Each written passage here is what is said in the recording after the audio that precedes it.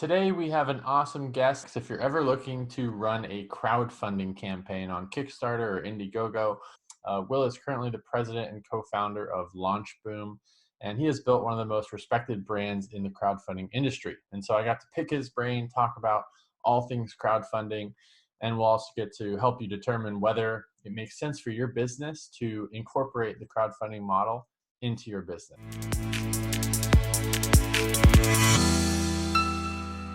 All right, today we welcome to the show Will Ford from LaunchBoom. Will, how's it going? Thanks for joining me. Appreciate it.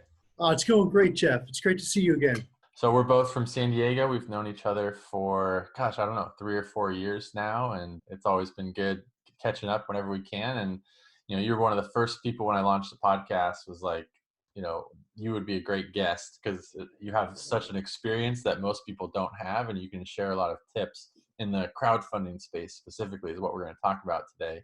So really excited to have you come on. Yeah, thanks so much. It's great to be here. So why don't you tell us a little bit first, what were you doing before crowdfunding, before LaunchBoom? Give us a little background there.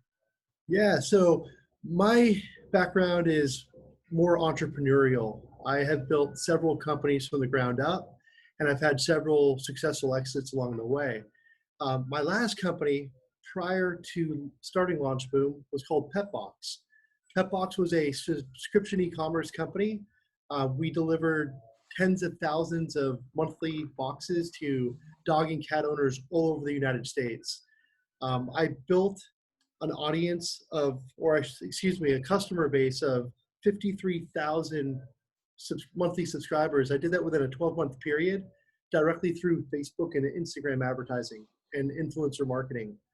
So that was a really, really fun company. I was only around for about 2.5 years before that company was acquired. And shortly thereafter is when I started LaunchBoom. Wow, not bad. So was that before, what was it called? Petbox is another big one, right?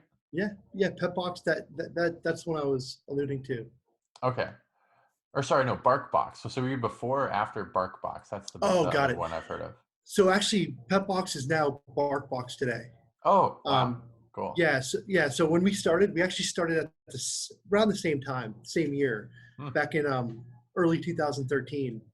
And at that time, they're based out of Brooklyn, New York, or they may be in Manhattan now. And, we were in California. So we had this fun East-West Coast rivalry.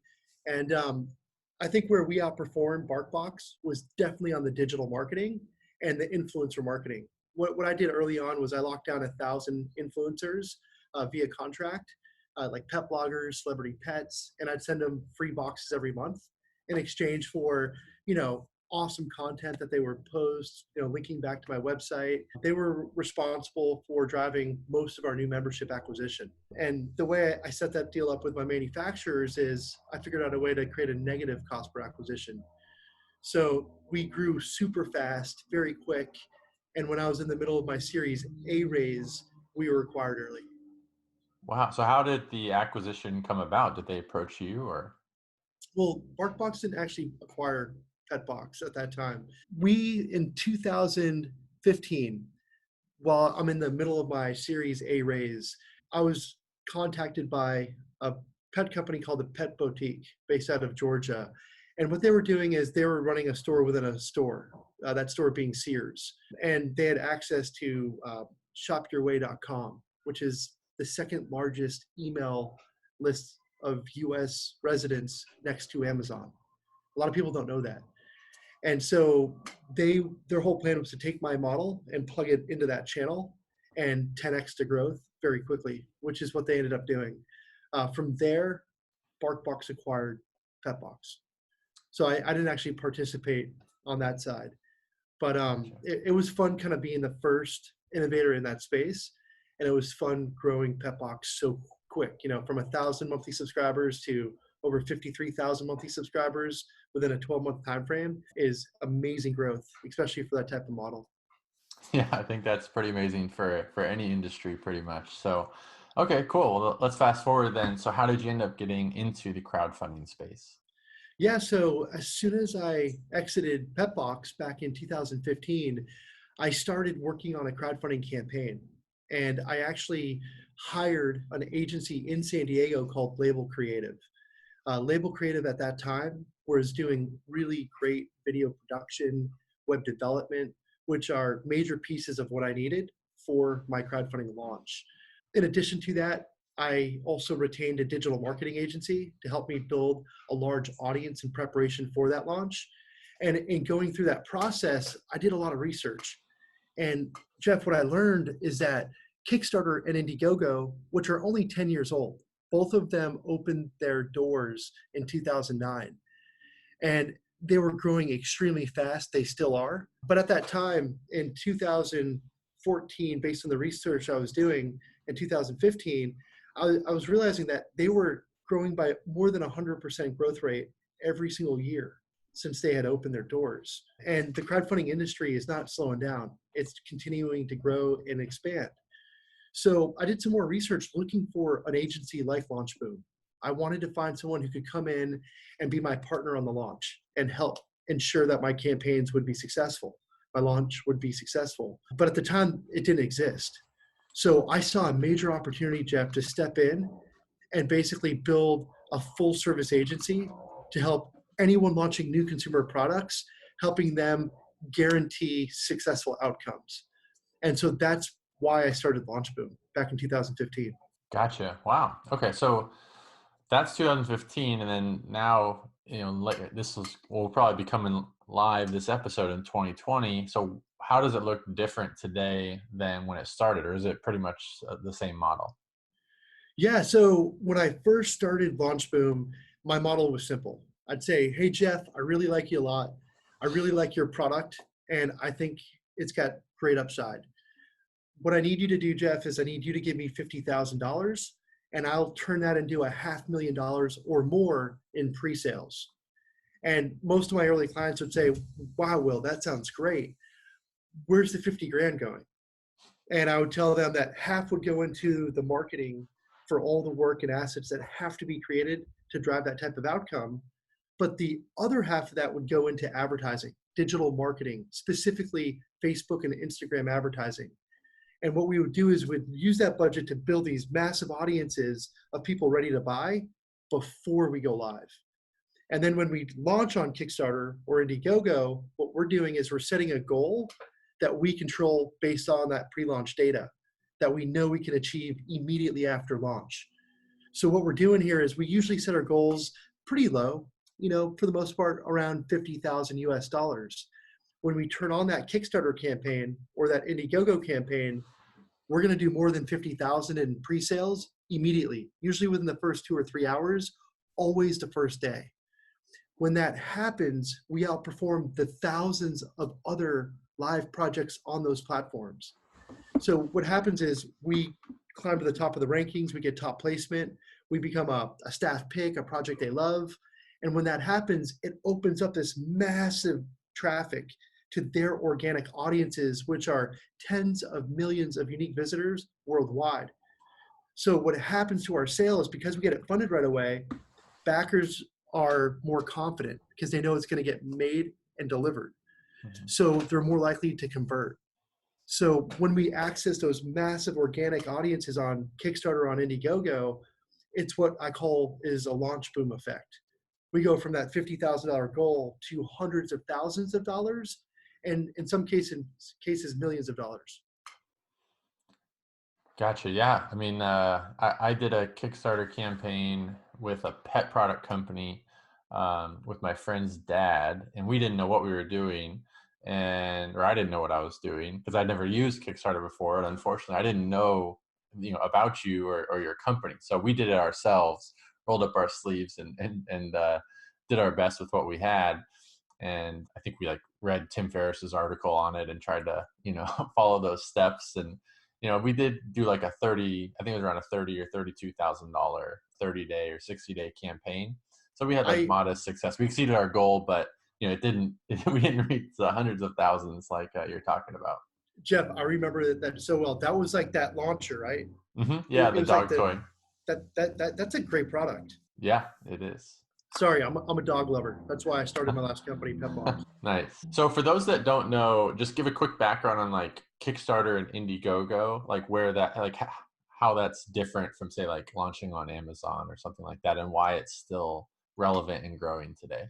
Yeah, so being an entrepreneur, where I've seen so many entrepreneurs fail even before they get started, is a lot of entrepreneurs will raise a bunch of capital before they know what their business is worth. And by the time they launch their products and their businesses start succeeding, because of the valuations that may not have been properly evaluated, they become the minority equity holder in a company that they built, that they put all their sweat and heart and soul into. So again, I see it over and over again. And for that reason, I always tell all the entrepreneurs that I coach, that I mentor, that I work with, that I advise, don't raise money until you absolutely have to. I believe in shoestrapping as long as it takes before it becomes too painful where you have to take that check and you have to fundraise.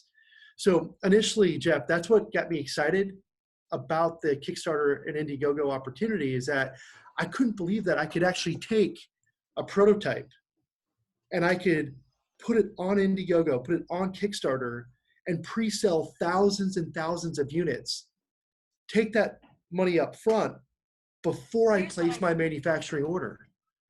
And with economies of scale, if I can generate a large enough order up front, you can usually get better price breaks and you can actually make a better profit margin. So for me, that's what initially kind of pulled me into Kickstarter, into IndieGoGo. I just thought the model is so much better than the traditional model. You know, if you look at the traditional model, I've got to come up with $100,000 or more to figure out tooling, manufacturing, to come up with a clever marketing plan and strategy. And if I'm wrong, I'm upside down before I even get started. So for me, that's why I still love Kickstarter and IndieGoGo, is the fact that I can take a lot of that financial risk off the table. And can you explain, do you have to have like a patented product or something that's super innovative or an invention, or where does sort of the limit? Because probably a lot of our audience who's listening, they maybe are already selling products that are kind of, just kind of copycat products off the shelf. They might be able to innovate in some ways on the product, but they'll launch it on Amazon or on their website. They'll skip that step. So what are kind of the product requirements, or what's not a good fit, I guess, for crowdfunding? Jeff, that's a great question. Because not every product does make sense for Kickstarter or IndieGoGo. So there's a few different ways to answer the question. So I'm just going to dive in. I'd say first and foremost, the primary audiences that are on IndieGoGo and Kickstarter are primarily male. Roughly about 60%, 65% of the audiences there are going to be males ages 25 to 45 years of age, right? So you definitely want a product that's going to appeal to that type of demographic. Those usually are my $1 million or multi-million dollar campaigns. Secondly, what I look for are beautiful designs. So anyone who's taken a product and improved that design, that could easily be a winner. I also look for innovative tech. Anyone who has like a really great, tech gadget, maybe it's an IoT product that's super creative, that solves a major problem in a market. I look at product lines like drones, robotics. Believe it or not, but we're having a lot of success right now with apparel products that are really cool, new designs, new brands. We do awesome with outdoor enthusiasts, that market. Any type of a product that's going to appeal to an outdoor enthusiast, whether it's like a camping product, hiking product, a skiing product, any type of like water activity product. But basically, if you go to launchboom.com, well, we have a campaign category, and you can see like the dozens of verticals where we've had a lot of success in. But to answer your question, I think what's really important based on my system, because it is a digital marketing strategy, the price point's really important. So like in your world, Jeff, sometimes you guys have a lot of success with those lower price points items. Those aren't good for LaunchBoom or crowdfunding. What I like are products that are going to have an average order value of about $50, or hopefully a lot more than that. Where it actually becomes easier for me is when we start launching $200, $500 products. Gotcha. And does that have to be the purchase price of like one unit? Or because I know on Kickstarter, because I've bought some Kickstarters as well and I ran one, a lot of the purchases can have different tier levels. So sometimes it's like you can buy one for $30, or you can buy two for $50, or you could buy 10 for $100, or whatever the numbers are. So are you talking more about ideally it's the average order value across those, or what's like the average price point for one that you're looking for? Yeah, I mean, it would be the average order value for one unit. Because Okay. remember, we're trying to pre-sell the product to these backers that are worldwide. Now, to also answer that question, sometimes what we do, depending upon the product, we create bundle packs to drive up that average order value. So if that one unit alone were to sell for like $24.99, maybe we create like a bundle pack for 50 or 100, so forth. Okay. Gotcha. That makes sense. So what I'm thinking about is for people listening, most people will already have a brand and they'll already have active products selling on Amazon or their website. And they've never used crowdfunding before. They've probably heard of it or looked at it, but have never used it. So how can they incorporate it into their business if they're already doing pretty well in their business? They can't use it for previously launched products, right? I'm guessing it would be maybe just for future products they could find a way to incorporate crowdfunding into. Yeah, no, that's a great question too. So when it comes to businesses that are already at scale, right? Successful e-commerce businesses, successful Amazon businesses, even businesses that may even be in retail, well beyond that. What's interesting is when I started LaunchBoom, I started it for my own need, and I really focused it more on that earlier startup, that scrappier startup looking to come out with a bang with their very first or second launch. But what is really interesting is what my client base looks like today. Today, we're just under 5 years into the business, and half of my clients are very successful e-commerce businesses. And I even have Fortune 1000 clients as well. And what they're doing, Jeff, is they're leveraging crowdfunding platforms like Kickstarter, like IndieGoGo to validate demand behind all of their new consumer product ideas. Because let's face it, the more successful businesses are usually launching new products every year. Maybe it's one, maybe it's multiple. And so what's really cool is the fact that I'm seeing them gravitate over into this crowdfunding opportunity because they're able to validate demand faster and for a fraction of the cost. Yeah. So, okay. Can you give an example then of how an established company like that might want to test data to see which products are winners or losers? So, like, what would be a good example, or how do you guys help them run that test, I guess? Yeah, no, it's good way to kind of dive into the LaunchBoom business model today, because the way the model is today, and you asked me earlier, like, how did you get started? What did the model originally look like? Well, when I started LaunchBoom, my deal was give me 50,000 and I'll turn it into a 500,000 or more in sales on Kickstarter or IndieGoGo. And basically we win where you win. We'll take a small commission for driving that large sale, right? And so that's how my interests were mutually aligned with my client. The problem was that model was flawed. It wasn't cookie cutter. It didn't work like that every time. Why? Every product's unique. Every product's different. There's different demand for all sorts of products, even in the same vertical. So what we decided to do was we made a major pivot in January of 2017. So what we did was we decided to run every new product through our full system first for a fraction of the cost and in a shorter amount of time, so we could show our new clients real data showing how much we can realistically raise, and more importantly, how much profit they're going to make per unit that we move through our system.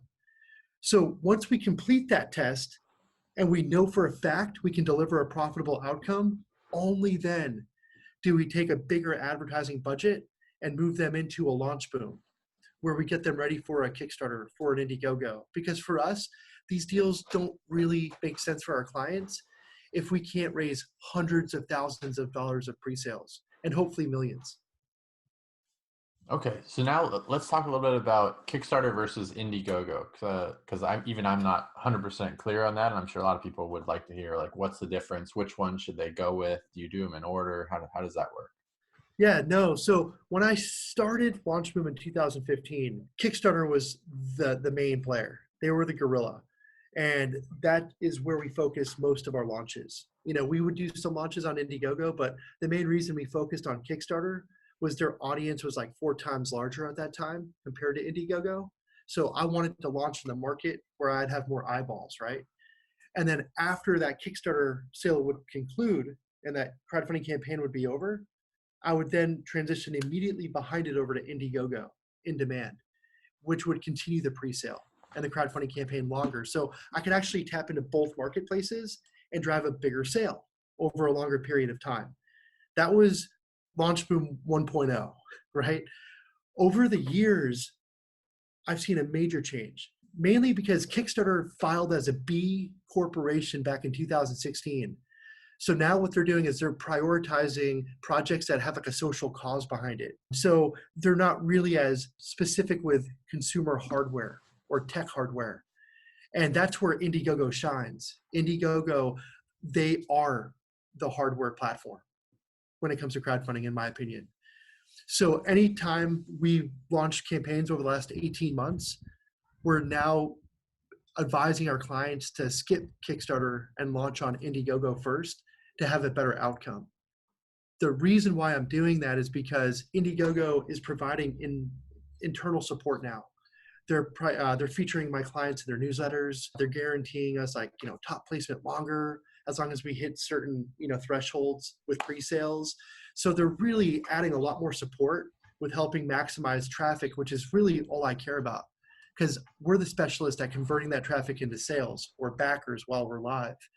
So there's also a lot of other reasons why we're more bullish when it comes to IndieGoGo today versus even 18 months ago. If we were having this conversation 18 months ago, I'd say Kickstarter. And then when that's done, then let's go hit IndieGoGo in demand. But what's interesting is the data doesn't lie. And when I look at all my launches this calendar year, we've launched half as many of those on IndieGoGo versus Kickstarter, but we've raised twice as much money on the IndieGoGo deals versus the Kickstarter revenue. So again, everyone keeps asking me, Will, why is that happening? And IndieGoGo has a much more user-friendly platform. They give us access to pixel data for targeting, retargeting purposes. So based on my advertising strategy, which is based solely around Facebook and Instagram, I'm able to drive much better returns on those budgets when I drive that traffic to IndieGoGo versus Kickstarter. Does that make sense? Yeah, that makes sense. So then how do you control successful outcomes for product launches? Like what are you guys doing, or what are the levers that you're pulling? Yeah, that's what we do better than anyone else in the world. And I mean that. Today, LaunchBoom has launched more successful crowdfunding campaigns on Kickstarter, on IndieGoGo than any other agency in the world. Now, the reason we have 100% success rate, and this goes back to January of 2017, having launched hundreds of product launches since that time, is primarily because of how we process our deal flow. So remember, Jeff, we don't have a cookie cutter model here, right? We look at every product as being unique and different because they are. And so what we're doing is all of the new products that we manage, we take them through a 60-day test. I call that test Boom because it's more aligned with my branding. But what we're doing is we're nailing down the messaging, the positioning. We're creating all the marketing assets we need so that we can actually go do our micro testing and target different audiences on Facebook, on Instagram, and figure out what that demand really looks like. But more importantly, what the expected return will be from every dollar we plug into my advertising system.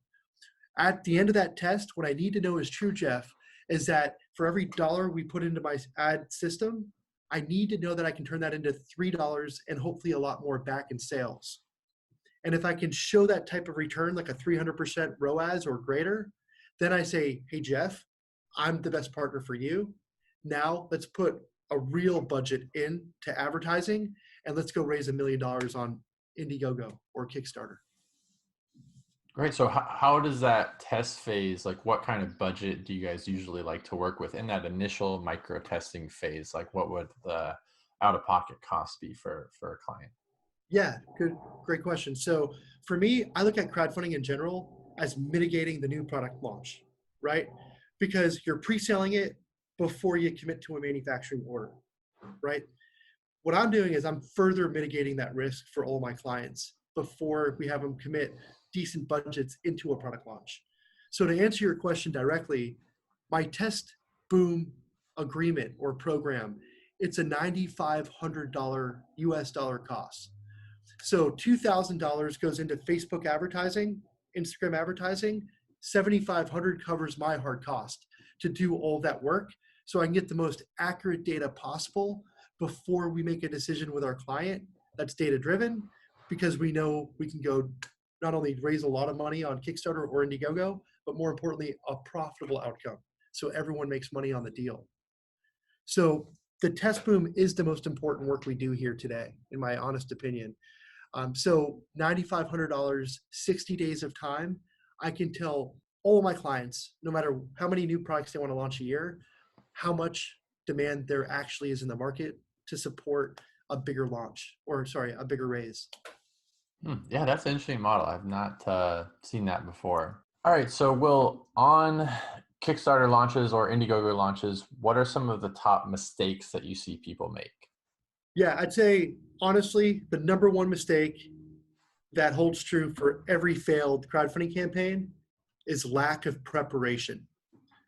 And what I mean by that is a lot of people believe that they can take a product or prototype and they can create some images and complete a campaign page on Kickstarter or IndieGoGo, turn it on, and miraculously raise hundreds of thousands, if not millions of dollars in pre-sales, right? Now, in the early days, when Kickstarter and IndieGoGo first opened their platforms and turned on their businesses, they had these massive communities already in place, looking for innovative products, looking for, cool new, awesome companies to back and support. Now, because of that, there weren't as many products competing for real estate on Kickstarter or IndieGoGo. So early on, it was easier for people to put just a little bit of effort into these launches and do quite well. But as soon as, people started noticing, new products raising millions of dollars on Kickstarter, on IndieGoGo, they took interest and they started launching their own products there. Now, because of that, there's thousands and thousands of products launching every week right now on Kickstarter, on IndieGoGo. So preparation is key, and it's key to our success. It always has been, it still is, now more than ever. So really, the number one thing I recommend anyone take from this conversation is, if you're gonna launch a crowdfunding campaign, spend at least 3 months preparing yourselves for success. What does that mean? Do some testing, start building a hyper-focused audience of people that are ready to buy your product, and then only turn on that campaign when you can actually control a positive outcome, which is setting a low goal that you can achieve immediately after launch, because that's how it's going to continue to grow and scale. So I'm trying to think from the perspective of someone that has a brand, or that they have a product that they want to try to test on Kickstarter, but maybe they're just not super experienced with building that sort of pre-launch list, that testing that to see who is the audience out there that would be interested in your product. What are some tips to where to find those people and how to get them onto either an email list, or whether it's a Facebook group, or however you guys are doing it? What are some tips to help do that pre-launch phase? Yeah, so the way we're doing it, just to kind of cut to the chase here, we have a lead funnel system, and it works really, really well. And so this is basically a high level of how it all works. What we do is, once we nail down the messaging and the positioning of that new product, then what we do is we collaborate with our clients, making sure that we're aligned on the direction we're taking it in. And then from there, we create all of the content we need in our production studio right here in San Diego. So once we have all that content put together, my web developers are going to build several lead funnels. Now, these are basic websites that are going to showcase some images. We're going to test different call to actions. So what I'm doing is split A/B testing here, Jeff. And so what happens are, when we are micro testing ads on Facebook, on Instagram, and if someone clicks on that ad, we're going to redirect them to this lead funnel, this landing page that we build. And the first thing we're doing, Jeff, is we're trying to get them to opt in. We want to get them to submit their email because they want to join our VIP community, and they want to be notified as soon as we go live. The reason we're doing that first is because that gets me around spam laws. So now I can legally email market back to that person and convert them later once we do launch on Kickstarter or IndieGoGo. But instead of waiting till later, what we do, which is really different than anyone else out there, is we convert them right now. So as soon as you opt in, this is where we say, Jeff, thank you so much for your interest in our upcoming launch. We're going to contact you as soon as we go live. But in the meantime, Jeff, please know we have 1,000 units available at a better price. And it's going to be delivered 30 days ahead of schedule before anyone else. So if you are serious, all you need to do today, Jeff, is pull out your credit card and place a $1 money back guarantee deposit. And that will lock you into the better deal today. The reason I'm doing that is because now what everyone else does out there is they just build a lead funnel. They just collect leads, which will convert anywhere between 3 and 5%. But what we're doing is we're building that lead funnel and then converting those leads into reservations or acquisitions, because consumers don't behave like that. They don't pull out their credit card and transact if they're not serious about committing to a purchase. So what does that mean? That means that those reservations that we're generating before the launch, we're going to have a huge, massive conversion on that. Right now, looking at all of our data historically, we're having 30% or higher conversions off that reservation funnel, which is huge. Yeah, that's an incredibly high number. So you're saying that, you're putting something out in front of them, maybe like gauging interests, like maybe a picture of the product or a short video, seeing if they're interested, something like that. Then you send them to an opt-in page. And it's at that point you're taking the $1 reservation, or are you first doing just a free, put your email and name in so that you can be notified later, and then later on you'll do the $1? I missed which order that is. Yeah, no problem. So exactly right. What we're doing is we're micro testing a bunch of different content. Now, notice I haven't said video yet, and I'll explain why later.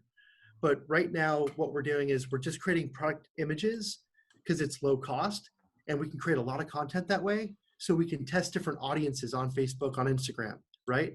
So you see an ad, you're interested in learning more about it, you click on it on Facebook. I'm now going to redirect you to a lead funnel. And the first thing I'm going to do is I'm going to try to get you to opt in, to submit your email first, become a lead, and join my VIP community so you learn everything possible about the project and get the best deal possible. Now, as soon as you submit that email and now you're part of that database, that email list, now I legally have permission to email market back to you later and convert you when we do go live. The difference is that once you sign up and become a lead, the very next thing you see is the reservation funnel. So the reservation second. And that's where I say, thank you. We're going to notify you as soon as we launch. And to get a better discount right now, get the best deal possible, just place a $1 money back guarantee deposit. So we're actually doing that through Stripe. And like I said, we're getting huge conversions on those paid reservations because it's the most qualified audience you can create for any launch. People don't do that if they're not serious about committing to a purchase. Yeah, that's genius. I'm trying to think you could even use that for Amazon launches as well, like a similar type model, don't you think? I think you could definitely use that model. Cool. Do you have any tips for people that, since your expertise is really in launches, right? What can you think of that would apply specifically to an Amazon launch? Like let's say that even post Kickstarter, they're for whatever reason now they're on Amazon and it's time to launch on Amazon. What can they do as far as from your expertise that could apply to a really big launch on Amazon? If you have any insight there. Yeah, I mean, currently, and Jeff, you already know the answer here. You already know what I'm doing. But here's what happens.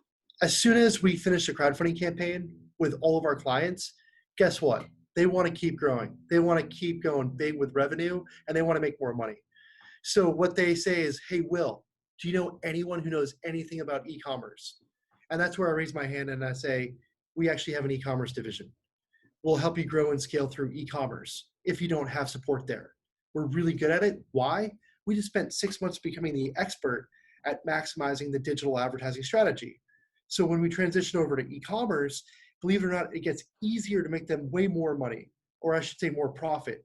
Why? Because we're building that on Shopify. So we have much more control over the platform, the checkout process. So now we can actually maximize and get much better conversions there. So we can actually help them on e-commerce. We work with most of our clients on e-commerce after crowdfunding. But guess what? That's just one channel. The bigger channel, you could argue, is what you're doing in Amazon. So all of my clients that ask me for help uh, launching on Amazon, creating that Amazon channel, that's usually where I direct them to your team. So Jeff, every day you probably get at least one or more emails from my team because we have clients that want to go to Amazon, and you've done a fantastic job these last few years building a great business. All of my clients that we've ever sent your way, they've honestly ranted and raved about not only you, but your team. And I really appreciate that. Yeah, well, you didn't have to say that, but thank you. I really appreciate it. And I mean, it helps that a lot of the companies or all the companies that you send over, like they are so pre-qualified because like you've already helped them build an audience because that's why they were successful on crowdfunding. And so they've already had some of those assets and that proof of concept. And so honestly, a lot of them have become some of our most successful case studies or clients, but that's because they went through your guys' process first. So I think it's sort of like that's why it's such a win-win, I think, between us. Yeah, but when it does come to Amazon versus my world, which is really crowdfunding and e-commerce, it's like two totally different ball games, right? I mean, I don't ever see us moving into Amazon, to be honest. Yeah, well, you better not, because that would be, no, just kidding. You can if you want. Okay, so that's interesting. So now you take the most successful clients that have proved concept, they're obviously happy with you, and you might actually help them if they want help build a Shopify store and manage their traffic, right? Is that what I'm hearing? I mean, that's exactly what I'm doing. And the main reason is because of all those hours invested in really becoming the expert at maximizing the return on that digital marketing budget. We already know how to maximize traffic now. And so now what we're seeing is that we're able to raise 5 to 10 times more revenue after the crowdfunding campaign. And we're able to do it relatively quick within like a 9 to 12 month period. And so, yeah, to answer your question, what we end up doing at that point is we're managing larger monthly ad budgets. It's usually like a minimum 10,000 or more a month because that drives the sales. But what we're seeing is we're getting even better returns because of all that time invested in maximizing the returns through the crowdfunding. It becomes easier for us to do better returns on e-commerce. And the main reason there is because we're building the platforms. We're controlling that checkout process. So we're able to not only maximize traffic, but usually get a much better conversion there as well. So our clients make more profitable revenue there too, because now they're not paying that extra commission to Kickstarter or IndieGoGo. It goes back to their bottom line, and the return on ad spend is going to increase for the most part. Okay, well, so I'm thinking about the next step to maybe validate for someone that's thinking, I don't know if crowdfunding is really good for my particular niche or product, right? So what I'm thinking is, and correct me if I'm wrong, they should go to Kickstarter.com or go to IndieGoGo.com and just search for like one of the top keywords that's related to their current brand. So if they have a yoga brand, search the word yoga. And if dozens of products show up showing past campaigns, like for say an innovative yoga block, where it sold $670,000 on Kickstarter, then obviously that's a great sign that, okay, it's probably worth while for you to look into. Like there's a viable niche in community there on Kickstarter. But if let's say they search and there's zero search results and no one has ever launched a product in that niche before, that might be a red flag. It's like, okay, maybe there's not a good market there for your niche and you should stick with what you're doing. Is that accurate or? Yeah. I mean, that's exactly right. I mean, if you are interested in just learning what categories do well, go to Kickstarter, go to IndieGoGo, type in that keyword, and you'll see all the previous campaigns. And you can see how much they raised, how many people bought the product. So that can give you a really good idea of what categories do well. If you also want to kind of see some other options, go to launchboom.com, right? Because you can see all the campaigns that we absolutely crushed, right? So I think start Kickstarter, start on IndieGoGo, and then from there, if you want to learn more about kind of like our digital marketing system, how we manage these product launches, go to launchboom.com, and then you can see like all of our previous campaigns, what categories we do really well in. And then honestly, if you want to learn more, you can go to launchboom.com. We have an apply button where you can just fill in some fields, give us more information about what your product idea is or your next product launch is. And you can actually talk to someone on my team who can kind of dive in a lot deeper with you. Awesome. Yeah, appreciate that. Cool. Well, yeah, any final words of advice? Well, I think this has been incredibly helpful. I've learned a lot already. No, I'm happy to hear that. Yeah, I guess all I want to say to close out is thanks again for having me on the show. It's been great getting to know you real well these last 3-4 years. And again, it's been impressive watching the awesome business that you've been building. I know that we refer a lot of our clients to you when we're done crowdfunding, especially the ones that want to continue growing and developing more profitable revenue, tapping into bigger channels. And other than that, if you are interested at all in learning more about crowdfunding and whether or not it makes sense for your next product launch, I mean it. Don't hesitate to go to launchboom.com. Don't hesitate to put that information on that apply page, and you can literally talk to one of our product launch specialists. But besides that, thanks for having me on the show.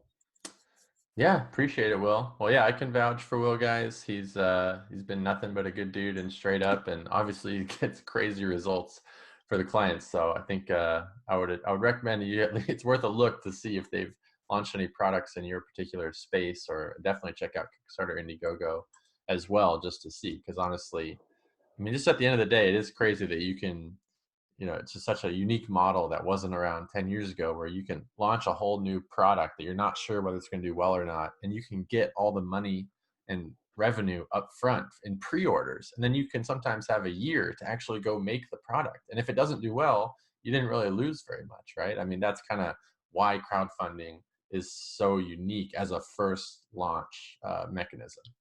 Yeah, and it's also a great place to get those early adopters. And we're finding that these early adopters are fiercely loyal to these brands. It's really interesting, but as we launch multiple products under the same brand that have delivered good experiences to those backers, we're finding that every next launch thereafter do even bigger, better results. But we're finding that most of those backers from that first campaign will convert into that second and third and fourth launch. So these are fiercely loyal customers. And as long as you take care of those people, those backers, they're going to keep coming back for more. Yeah, that's right. Actually, one of our clients that we both had worked with, even though it's not necessarily a super innovative, like second product, like it's a little innovative, but they launch every new product on Kickstarter and IndieGoGo, and each campaign got bigger and bigger each time, and then it came to Amazon months later. So yeah, just it's a pretty cool model. So all Yeah, right, and well, cool. I'd also say like just one more thought is, if you are an early stage entrepreneur or startup and you're tight with funding, crowdfunding really is a better way. It's going to allow you to validate your product demand. It's going to allow you to actually generate thousands of real customers and honestly create more value. So if you do want to go raise a bunch of capital after the crowdfunding campaign, you've got way more leverage. You've done the heavy lifting. You've proven that people want your product. You've proven that you've got real customers. And now, if you want to go raise some money, you can actually raise more money and give away less equity, keep more of your business. So that's really why I got excited about LaunchBoom and the opportunity. And honestly, Jeff, it's been amazing. We've got clients in 43 countries outside the United States, and all day, every day, all we're looking at is innovation. And we're working with just awesome people worldwide. So I'm having the most fun I've ever had, and I'm excited for 2020. It's fun stuff, man. Well, hey, I think we all learned a lot, and yeah, guys, let us know what you thought of this episode, and appreciate the time, Will. Good to see you as always. Thanks, Jeff.